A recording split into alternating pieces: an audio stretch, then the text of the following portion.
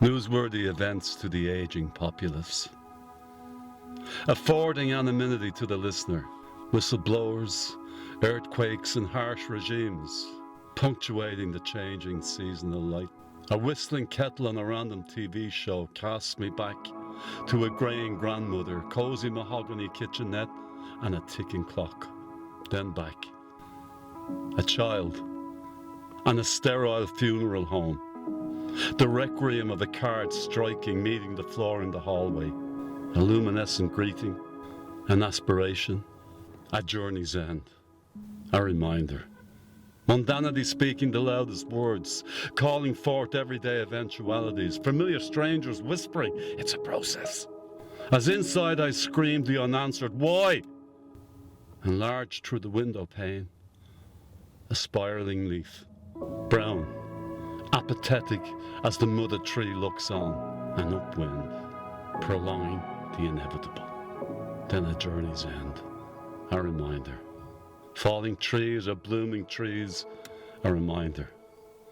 Grey skies or bright sunshine, a reminder. Sickly infants or childhood larks, a reminder. Falling asleep or suddenly awakening, a reminder. Bray. You know, we used to love it out here. We'd come here regularly. Kids would ask me and him if it was a sunny day, are we going to Bray? Hard enough to stop myself getting angry when the requests become incessant. In fairness, he was as eager to go as the kids, so that was it, we were going. Now I'd do anything to be bothered by any request.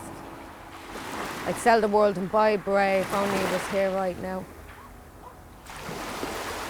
That day. The only day that seems important now. 11:34 a.m. The last time I put a key in the door, unafraid of what lay behind. Firstly, a sensation.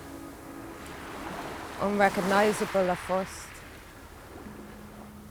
Psychic representation, or maybe just hindsight now calling the shots. I haven't quite figured it out and I haven't the energy to try now. That day, 11:34 a.m. Firstly a sensation, then a shadow. Eerie, but familiar. Familiar, but different. Then a quickening pulse, a shortness of breath, loss of power to the legs. Then a quicker pulse, lungs expelling the previous breath without replacing itself. Legs failing, lungs failing, screaming, silent, but earth-shattering. That day. 11:34 a.m. The last day of my previous life. We had a car, but we always liked getting the train. That was part of it, the trip to town. Concentration of smells that differ from the suburbs. Getting the dart to Tara Street, ears pricked, listening out for the first rattles of the track to signify the oncoming train. The jostle for a place to be first on board, then Bray. All the groups with their own stories. Cornucopia, hopes, embracing happiness for that one day at least. He had a childlike glint in his eye, and I suppose if he was here telling our story now, he'd say the same about me. Burning feet, carrying the kids above my shoulders over the large hot stones and then over the small sharp stones till we reached a small strip of sand that borders the sea. A throw in the air, a scream, a catch, again, they'd shout. Buckets, spades, sandcastles, pipe come out. beach ball, armbands, go for a swim. 2 minutes in the water. Look around to see if anyone's watching. I see you sitting down. Are you having a wee? Dry off. Towel between the toes for the sands. Wibbly wobbly wonder from the ice cream shop. We'd eat the jelly first. Sometimes we went up to the cross and back down. We'd have chips for tea, the amusements. Bet on the plastic horses. Then go on the ghost train and waltzers. Train home. Kids asleep under my arms. Within a few years, they were too big for our shoulders, so we switched to jockey back. Then too big for jockey back, so we raced tiptoe to the water's edge. Then too big to be seen with our parents. The end of the trips to Bray. But that's normal, isn't it? We come alone then, me and him.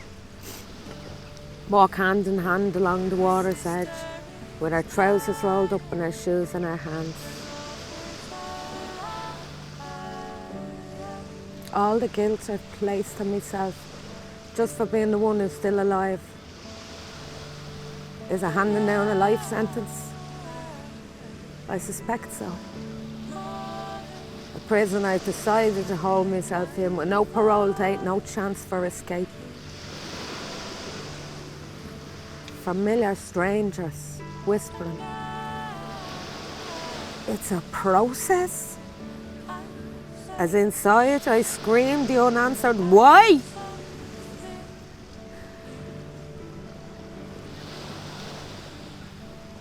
Kids have moved on now and are creating their own new memories and making sense of their own new world.